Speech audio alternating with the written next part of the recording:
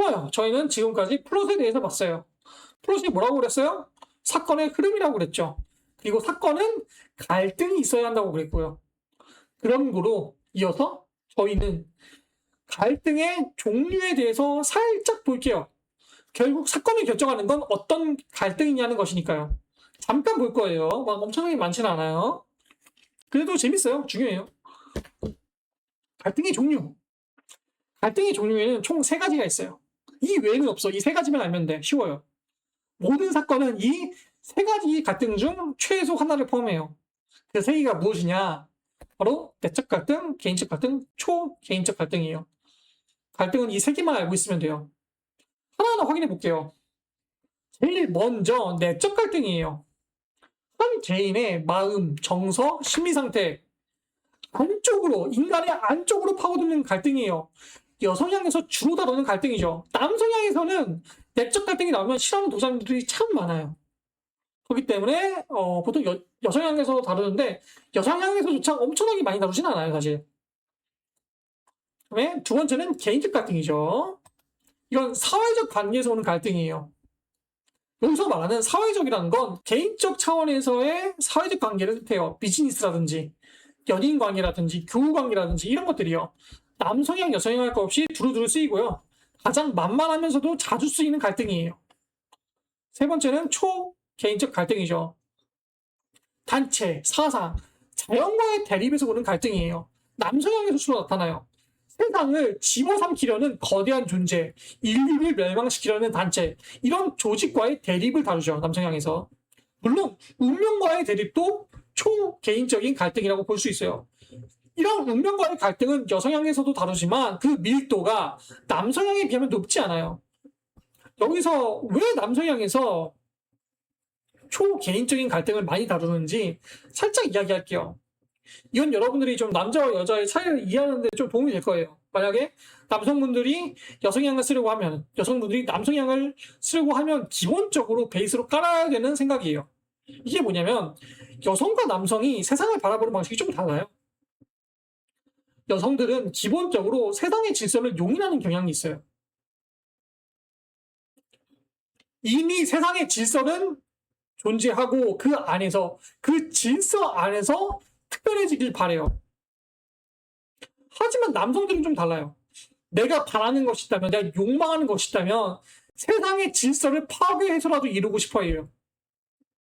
이 세상의 질서나 규칙은 남성들에게 받아들여야 되는 게 아니라 극복해야 되는 과제예요. 장애물이야. 그러니 여성들보다 남성들의 삶에서 초개인적 갈등이 일어나는 경우가 좀 더 빈번해요. 물론 이건 어디까지나 경향성이에요. 그래서 모든 사람들이 이렇다고 이야기할 수 있진 않아요. 하지만 참고해 두시면 여성향과 남성향의 차이를 이해하는데 도움이 많이 될 거예요. 좋아요. 그렇게 해서 여기까지를 요약하자면 이렇게 이야기할 수 있을 것 같아요. 갈등으로부터 변화가 일어난다. 이건 뭐예요? 사건이죠. 사건이 쌓인다? 이건 뭐예요? 플롯이에요. 그런 의미로 플롯에선 사건의 선택과 배치가 중요해요. 이 배치가 중요하다는 말은 사건의 순서도 중요하다는 뜻이에요. 이 점 잊으면 안 돼요. 순서도 중요해요. 그래서 좋아요. 이제 저희는 플롯이 무엇인지 알았어요. 이쯤 되면 알아야 해. 모르면 안 돼. 그런데 여러분들, 플롯에도 종류가 있거든요. 물론 저희가 웹소설에서 쓰는 플롯의 종류는 단 하나예요. 그래서 한번 말이 나온 김에 훑어보면 좋을 것 같은데 일단 그래프로 보여드리면 이렇게 보여드릴 수 있을 거예요. 아크 플롯, 미니 플롯, 안티 플롯, 그다음에 논 플롯이죠. 보시면 아시겠지만 위로 올라가면 올라갈수록 변화가 많아요. 그 다음에 미니 플롯, 안티 플롯, 더 나아가 논 플롯까지 가면은 변화가 아예 없어요. 사실상 플롯이라는 게 존재하지 않는 게 이 논 플롯이죠. 웹소설은 이 중에서도 아크 플롯을 사용해요. 모든 웹소설이 아크 플롯의 형태로 진행되어요. 작가에 따라서 미니 플롯과 안티 플롯을 좀 섞어서 쓸 수는 있어요. 하지만 기본은 뭐예요? 아크 플롯이에요. 모든 웹소설은 이야기 전체의 비중 중 한 90% 이상은 아크플롯이라고 보시면 돼요. 100% 아크플롯으로 가는 작품들이 대반이에요, 사실. 네, 조금 이제 특이하게 쓰시는 분들이 이제 미니플롯과 안티플롯 한 10%, 안티플롯은 아예 안 쓰고 미니플롯을 조금 한 10% 정도 섞어서 쓰겠죠. 그렇기 때문에 여러분들은 반드시 이 아크플롯에 대해서 알고 계셔야 돼요. 필수예요. 아크플롯. 그래서 고전적 설계라고도 불리는 플롯이에요. 동서고금을 막론하고 모든 사회들에서 근본적이고 불변하는 이야기 형태예요. 수많은 지역들의 신화를 떠올리면 좋아요. 그 신화들의 이야기 흐름, 그것이 바로 아크플롯이에요. 그만큼 저희에게 친숙한 만큼 가장 대중적으로 소비되죠. 저 개인적으로는 인간의 사고방식이 가장 최적화된 플롯이 아닌가 싶기도 해요.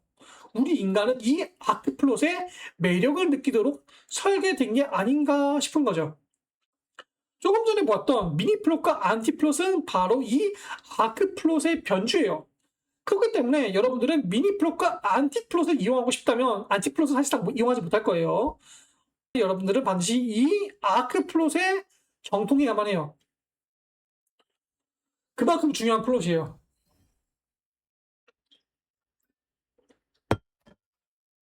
그런 아크플롯에는 몇 가지 특징이 있어요. 사실 이게 핵심이에요. 여러분들은 글을 쓸 때 꼭 이 점을 따라주었으면 좋겠어요. 그 특징이 무엇이냐? 이런 것들이에요. 일단 결말이 확고해야 돼요. 결말이 애매모호하면 안 돼.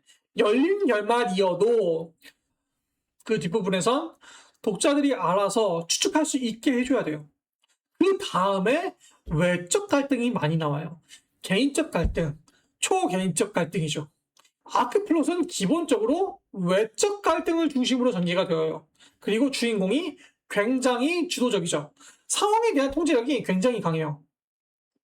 그 다음에 시간의 연속성과 인과성인데 시간의 연속성은 쉽게 말해서 시간 순서대로 진행된다는 거예요. 과거, 현재, 미래로 시간 순서대로 진행이 된다.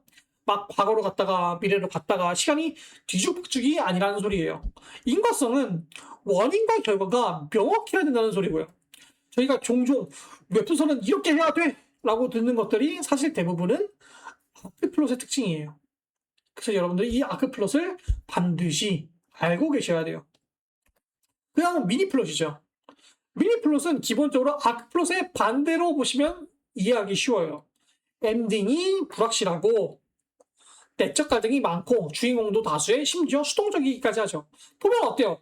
웹소설에서 하지 말라는 거 다 들어가 있죠. 그래서 웹소설에서 미니플롯을 거의 채용하진 않아요. 가끔 이제 어떤 에피소드나 막 정도에서 미니플롯 비슷하게 전개가 될 수 있어요. 하지만 큰 그림에서 미니플롯의 특징이 나오는 일은 없죠. 이런 미니플롯의 특징이 나오는 순간 이제 상업성은 개나 줘버리는 것이기 때문에 그래요. 재미있는 건 아크플롯과 반대인 특징을 지니고 있는데 왜 안티플롯이 아닐까 하는 거예요. 왜 안티가 아니라 미니라고 했을까? 이유는 이 미니플롯은 작은 이야기들에 쓰기 좋은 플롯이기 때문에 그래요. 실제로 이 미니플롯은 아크플롯의 특징적인 내용들을 함축해 놓은 느낌이 강하죠. 그래서 미니플롯은 함축적이에요. 알고 계세요? 이해 못해도 돼. 그냥 알고 계시면 돼요. 그냥 이해 못하겠으면 그냥 넘기세요. 괜찮아요. 세 번째는 안티플롯이에요. 이 안티가 말하는 건 바로 플롯 자체의 부정이에요. 그러다 보니까 인과가 없죠. 우연으로 가득해요. 그리고 시간의 흐름을 따라가지도 않고요. 비연속적이죠. 사실성조차 시시각각으로 바뀌어요. 우리가 알고 있는 플롯 형태가 아니에요. 왜? 안티플롯은 플롯 자체를 부정하거든요. 하지만 그렇다고 아예 규칙이 없는 건 아니에요. 딱 한 가지 안티플롯이 따라야 하는 규칙이 있어요. 그게 뭐냐면 모든 규칙을 깨뜨려야 한다는 거죠. 감이 오시죠? 이 플롯 어디서 쓸 것 같아요? 여러분 이 안티플롯 어디서 쓸 것 같아요? 맞아요. 예술 영화에서 많이 써요. 상업소설인 웹소설에선 웬만해선 거들떠보지도 않는 플롯이에요. 안티플롯으로 글 쓰면 이제 그건 웹소설이 아니에요. 알고 계시면 좋아요. 마지막으로 볼 건 논플롯이에요. 이건 그 어떤 변화도 없어요. 아무런 이야기적 사건도 일어나지 않아요. 뉴스, 다큐멘터리 이런 것들을 생각하시면 좋아요. 당연히 저희 웹소설에서 쓰이는 형태도 아니고요. 그냥 이런 게 있구나 정도로 넘어가시면 돼요. 핵심은 뭐다? 아크플롯이다. 아크플롯의 특징은 반드시 알고 계시는 게 좋아요. 왜냐하면 여러분들이 통달해야 하는 플롯이기 때문에 그래요. 좋습니다. 아, 힘들었다. 힘들었어. 이 오늘의 작품, 오늘의 작품. 웹소설의 장면과 플롯이 끝이 났어요. 여러분들이 제 영상을 보고 웹소설을 쓰시는데 도움이 되었으면 좋겠어요. 그러라고 제가 이렇게 영상을 찍는 거기도 하고요. 저는 정말로 이제 지금 새로이 웹소설에 발효드린 지망생과 신인 작가분들이 잘 되었으면 좋겠어요. 왜 그런 거 있잖아요. 국내에서 신명 들어오면 괜히 도와주고 싶고 알려주고 싶고 그런 거. 뭐 사람마다 다를 텐데 그래도 저는 제 영상을 보는 모든 사람들이 다 잘 되었으면 좋겠어요. 조금이라도 더 많은 기회를 받고 보람을 느끼면서 글을 썼으면 하거든요. 그러한 일환 중 하나가 이 작품 영상이에요. 주저리 좀 많이 길었네요. 궁금하신 점 있으면 댓글로 남겨주시고요. 간단하게 답변할 수 있는 거는 대댓글로 남기는데 좀 설명할 게 많다 싶으면 제가 따로 영상을 찍어서 올려놓을게요. 지금까지 영상 보시느라 수고하셨고요. 다음에 또 뵙겠습니다. 감사합니다.